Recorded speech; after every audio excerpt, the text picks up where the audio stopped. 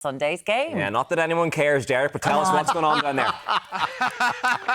The sun is shining down here, lads. Would you believe I saw a sign on the road coming down here last night? It said Donegal for Sam, Kerry for Butter, but I don't think that's the feeling down here because we're saying good morning to everyone here at Kenmare Shamocks. Oh, they're very confident, and there's a lovely quiet confidence. Mairead Cronin and Mickey Ned are with us. Good morning to you both, Mairead. Good morning, how are you doing? Mairead, it's great to be down here. The sun is shining. What a glorious start in Kenmare. Brilliant, brilliant. It's always shining here. Always shining down here. Yeah. Now, tell us about your involvement in the club, Mairead.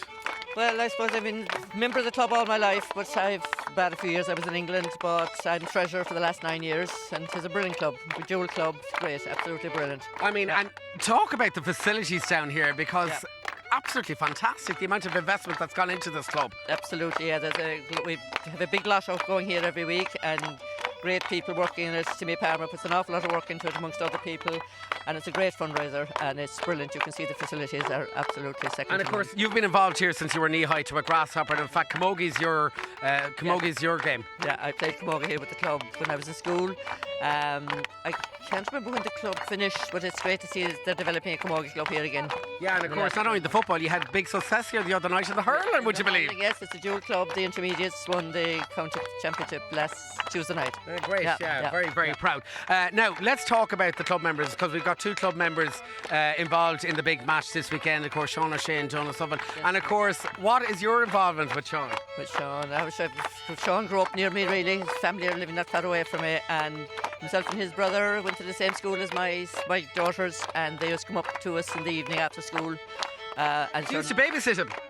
Probably a bit, yeah. Well, babysitting, once he had a football, he didn't need babysitting. Yeah, and what was he like as a young fella? He was nothing but Kerry football. I mean, pictures of him with his Kerry gear and him playing football as a young fella. Grass was even taller than him. He was at it so long, and that was his passion all his life. Yeah. Of course, there's a lot of pressure now on the Kerry team and making it into the run-up to this Sunday, because, I mean, for Kerry, unusual to say, but they're 3 years waiting for an All-Ireland. Yes, but on the other hand, Donegal are 12 years waiting, and it's part of the DNA in Kerry. They expect to win at least 3 every decade.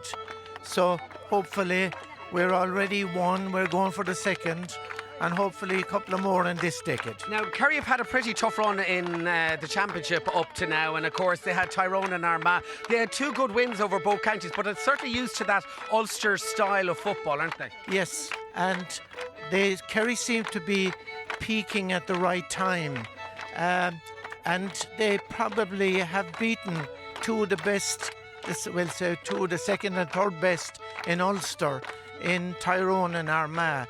So they are peaking at the right time. Yeah, I mean, Kerry have had 8 championship matches under their belt. Donegal are at 11. Do you think Donegal are kind of running out of legs? I think that a team can only peak so many times in a championship, and I'd be worried for Donegal. Now, 2 things could happen. It could add to their resilience, or they can go to the well too many times and suddenly the energy is no longer there. On the other hand, Kerry haven't had to peak only really against Armagh and Tyrone. So I think Kerry are coming at the right time. Yeah. And they haven't had as many championship games as Donegal. There's obviously the new rules have come in since the league earlier on this year, Mairead. Do you think the new style of rules will suit Kerry's play? Absolutely, yeah. The new rules are brilliant. It made a massive difference to the game altogether. Like, it was very boring last year, I felt, to watch it. And it's brilliant now, like, to just run with the ball, kick the ball. I mean, with Donegal, it's more the hand-pass style. Kerry will be the long kicking game, will it not? Yes, Kerry leave the ball go quickly. Donegal are very, very well structured. They're very good on the counter-attack. Kerry need to cover the runners, but Kerry have had a very good defensive record in the championship. They've only conceded 4 goals in 8 games, so that looks good to counteract.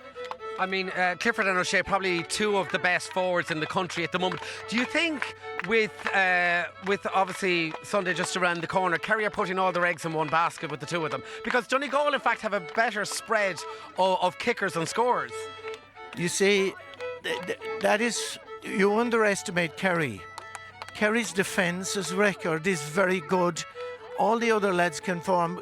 Kerry are fortunate. They have two of the greatest footballers that have ever played for Kerry. But they have a very good panel. And a blessing in disguise this year. They had injuries. And they had the opportunity to develop the bench. Otherwise, these lads, they have a great bench to call on now. Otherwise, if they hadn't had the injuries, these players wouldn't have developed and wouldn't have grown in confidence. They have a pretty strong bench to call from. It's not only about Donegal and Kerry this weekend, because it's also battle of the managers between Jack and Jim. Big pressure now on Jack O'Connor this weekend. I don't know. I think Jack is well capable of taking the pressure. Yeah. He's not new to the job. Yeah, I mean, Jack has been in this arena now 8 times, and I mean, he's 4 All-Irelands under his belt. Do you think now it's time to bring Sam Maguire back to Kerry? Well, I think, he has more experience than any other manager in the country, so I wouldn't worry about that. And on the other hand, Jim McGuinness has been a professional coach with Glasgow Celtic and professional. He has an incredible discipline and background to bring to the game. And you have the 2 best teams in the country fighting it out on Sunday. Let's call it in terms of scores. What are you saying? Oh dear. 220 to 114. Okay, Kerry to win, and yourself? I think it's just going to come down to the wire. It's going to be either way, because both teams have conceded the exact same amount of scores in the championship and scored the exact same amount of scores in the championship. So it's going to go down to the wire. Okay, and of course Kerry going for their 39th All-Ireland. 39th All-Ireland, would you leave? Absolutely incredible. Of course, we've had Lee here on music right across the morning. But for me and all the gang, who's going to win at the weekend? Kerry! Back to Studio Dublin! Fiddler has been. We were talking about the Irish dancer. She's been going all morning as well. Fair play to her. They're still going, but